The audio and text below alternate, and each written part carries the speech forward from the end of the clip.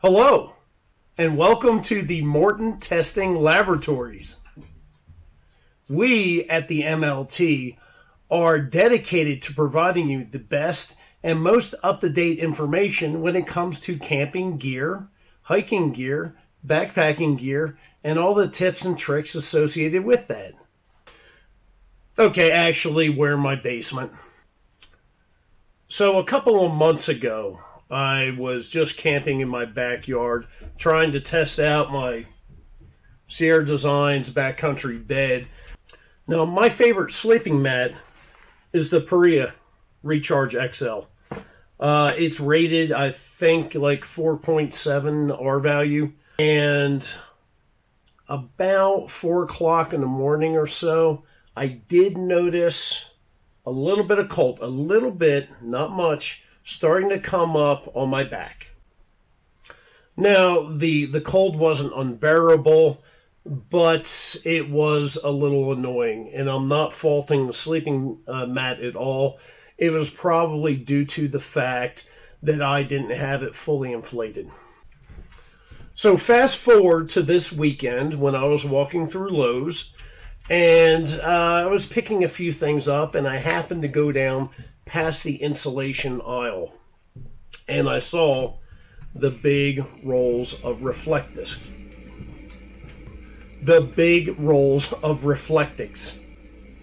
Now, a lot of people will take the Reflectix with the Reflectix tape and they'll make koozies for their cook pots or their grease pots, whatever. So I saw that and I thought, I wonder how well would that work with a sleeping mat. So for $24, I got this big, stupid roll of Reflectix. It's 24 inches across, and I don't know, it's like 100 feet or 50 feet. I don't know what the length is, but it's a shit ton. So what I ended up doing was cutting a length, probably about 6 feet, and I attached it to the under portion of my Recharge XL sleeping mat. Now I had some bungee cord here, so I secured it in a couple of spots, just going around one time with the bungee cord and tying it off with a knot to hold it in place. So this is what we're looking at. Like I said, it's underneath, held in by one bungee cord. I'm sure there's some of you out there that are a lot more creative than I am, and can do a better job with that. This pad is 23 inches across, so I got the 24-inch Reflectix.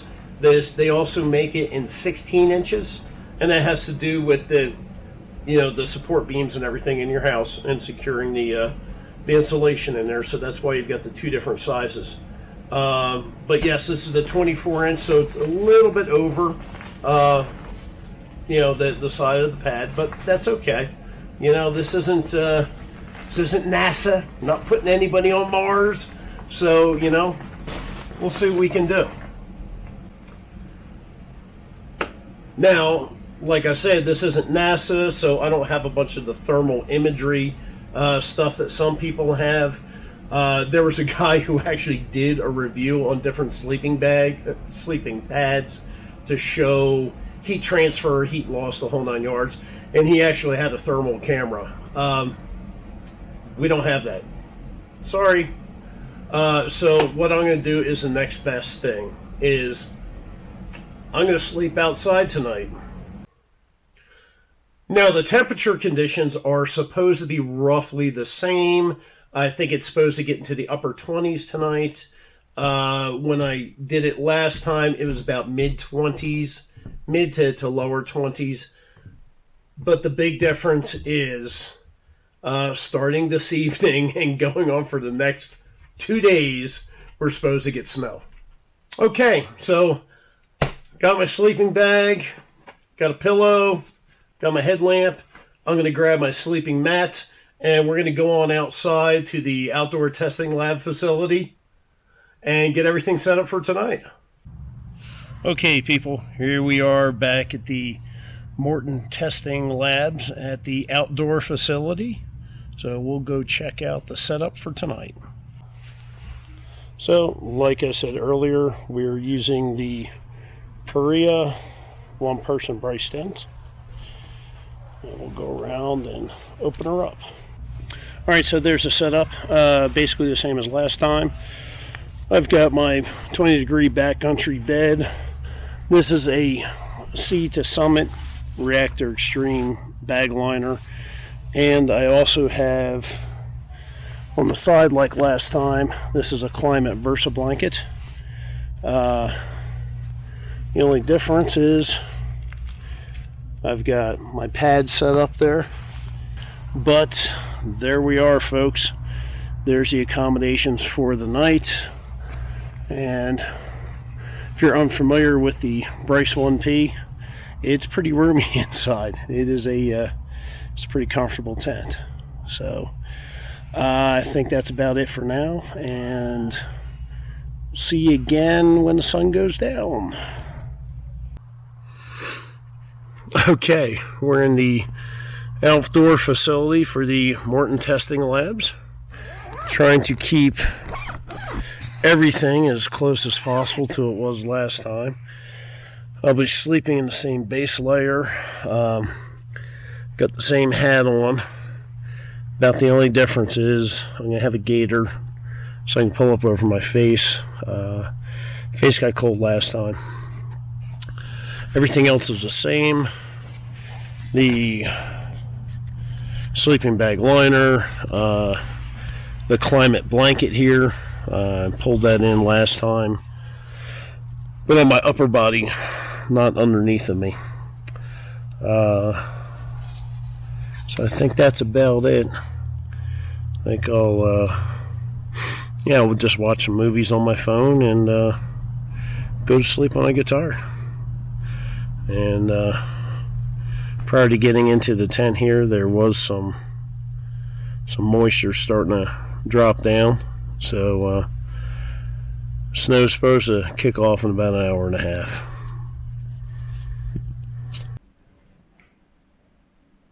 Well, hey everyone, we're back inside.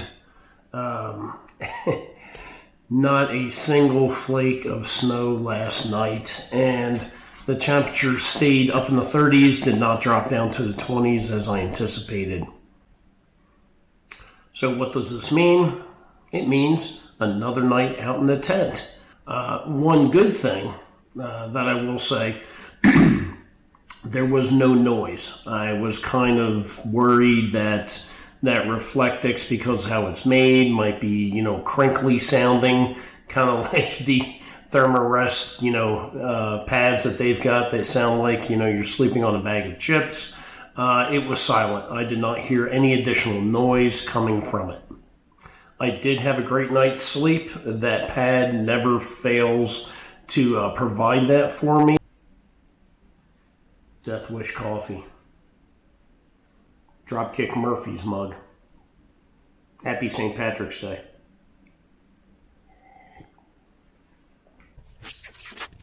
Okay, back outside night number 2.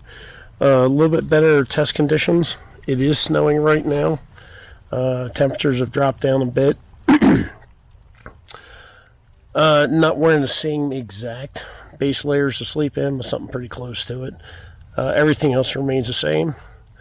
And we'll see how this turns out. My sleeping bag and pad and everything has been out here all day long as well. Guess that's about it. See you in the morning. Well, this is what I woke up to this morning. Probably about like 4 to 6 inches. And it's pretty windy out too, so it was great conditions last night to test out that Reflectix piece underneath my sleeping mat. All right, now let's get to the part that we're all here for. What is the deal with the Reflectix? Well, once again, we here at the Morton Testing Labs only use the most scientific methods for determining things like that. So, I did not get cold at all. It was fantastic. Now, I did have This, if you can't read, it's a Thermalite Reactor Extreme. In the tent with me, in my sleeping bag, which is what I did a few months ago.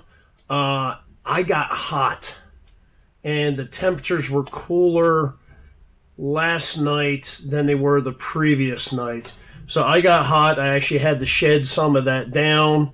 My back never got cold. It stayed warm the entire time. Didn't have any issues whatsoever with the cold transferring through the pad. So the only thing I can say is, you know what? Maybe there's something to using a sheet of Reflectix. All wrapped up nice and tight. And you can use your attachment shock cord if you want to tie it off to the bottom of your pack too. So, but like I said before, there are a lot more creative people watching this video, and there's a lot more smarter people watching this video. So I'm sure you guys have a better way to do this. This is just what I did with what I had on hand. I don't know. Maybe you can use the the band from your NU-25 that you cut off and replaced with shock cord. I mean, who knows? All right, guys. Okay, so I took apart my my sleeping pad and everything. This is what I ended up with. That's the Reflectix. Like I said, it's about 6 feet worth. And I just have the shock cord here holding it together that I wrapped around my pad. You might want to trim it down less than 6 feet, depending on what you want to reinforce. So it might just be shoulders to hips. It might be just your back, whatever. It might be your feet. So you might not want to carry as much as this. But here's the part that I know all you gram weenies are waiting for. Let's put it on the scale. 10 ounces. This comes out to 10 ounces. And like I said, I'm sure you could make it into something lighter than this. You can use thinner shock cord, a smaller version of the pad. But this can also take the place of other things that you might be bringing with you. So instead of carrying it in a rolled configuration, you can fold it all different ways and stuff it in your pack that way. So here you go. Here's your sit pad. Here's your kneeling pad, or whatever you might need it for. You know, maybe it doesn't get that cold at night, so this is what you're using to put your feet on when you get out of your tent. So it's not just to help reinforce the R value of your sleeping pad. You can use it for many different things. And who knows? I know this is plastic and everything, but you know, maybe you can stake it out around your campfire, you know, a distance away from the flames to help reflect that heat too. Don't know. Give it a shot. So that about does it for me. This might be something worth looking into. I think I'm going to do a couple other experiments coming up in the future. Maybe put a layer on top of the sleeping mat, or maybe a layer top and bottom. We'll see. I don't know. I'm crazy like that. But you know, anybody needs some Reflectix? Alright folks, thanks for joining me here, and remember, if you like the video, give me a thumbs up, subscribe to the channel, click the notification bell so you know when I'm posting new content. And if you have any questions, or please, let's start a discussion about this down below. That's about it, so we'll talk to you soon. What am I going to do with all this? Everybody who's on my Christmas list who might be watching this video, you're getting a cookpot koozie.